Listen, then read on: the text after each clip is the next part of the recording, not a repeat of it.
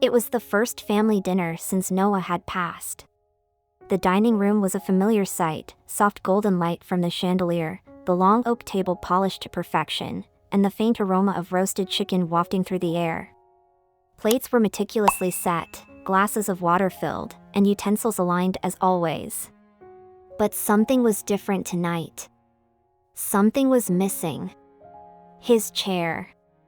Emma sat across from where Noah used to sit, her hands trembling slightly as she adjusted her napkin for the third time. The empty chair loomed like a shadow over the evening. It had been 6 months since the accident, 6 months since her younger brother, her best friend, had been taken away. And yet, in her mind, he was still here, laughing, teasing her, cracking terrible jokes that made their mom roll her eyes. She swallowed the lump in her throat and forced a small smile as her parents took their seats. Her father cleared his throat, trying to break the silence. "Dinner looks good, doesn't it?" Emma nodded, but her gaze was fixed on the chair. It was so ordinary, yet so painfully wrong to see it empty. Noah had always been the life of these dinners. He would sit there, directly across from her, talking about his day, his wild ideas, and the dreams he had for his future. She used to roll her eyes at his ridiculous stories, but now, she would give anything to hear just one more. The last dinner they'd had together replayed in her mind. "You're going to miss me when I'm gone," Noah had said, grinning as he stole a piece of bread off her plate. "You're not going anywhere," Emma had replied, swatting his hand away. "And stop stealing my food." But he had gone. And now, his absence echoed louder than his laughter ever had. The family ate in near silence, the clinking of forks against plates the only sound filling the room.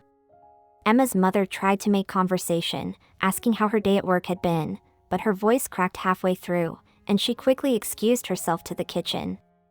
Emma followed her, finding her mother leaning against the counter, tears streaming down her face.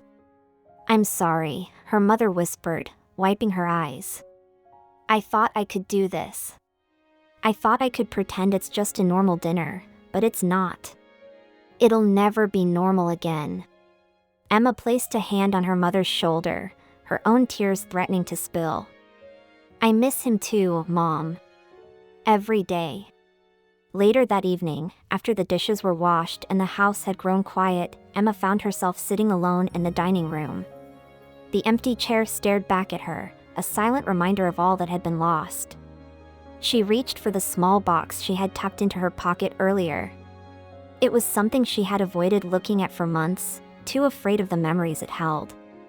Inside were Polaroids, each one capturing a fleeting moment of joy from their childhood. Noah grinning with his face covered in ice cream.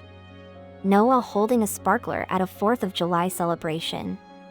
Noah sitting in that same chair, giving her the most ridiculous thumbs up while their father carved the Thanksgiving turkey.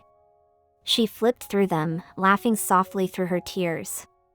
He had been such a goofball, always making her smile even when she didn't want to. And now, all she had left were these fragments of a life that had been cut too short. One Polaroid caught her eye. It was a picture of the two of them at the table, taken during one of their many family dinners. He had leaned over and wrapped an arm around her shoulder, pulling her close as she protested, laughing. Written at the bottom in his messy handwriting were the words, "You'll miss me when I'm gone." Emma's chest tightened, and she let the tears fall freely. "I do, Noah," she whispered. "I miss you so much." The next day, Emma decided she couldn't let the chair stay empty any longer. She found herself at the park where Noah used to take their dog, Buddy, for long walks. She sat on a bench, watching families and kids play, and felt a bittersweet sense of peace. She opened her phone and scrolled through old pictures of Noah, letting herself remember. When she returned home, she brought something with her, a framed picture of Noah, sitting in that same chair, grinning like the goofball he was. She placed it carefully at the dining table, where the empty chair had been. It wasn't the same, but it was something. A way to keep his presence alive, even if only in memory. That evening, as the family sat down for dinner, the picture of Noah seemed to fill the room with warmth. They laughed, shared stories about him, and for the first time in months, the silence was replaced with the sound of healing. The empty chair wasn't empty anymore.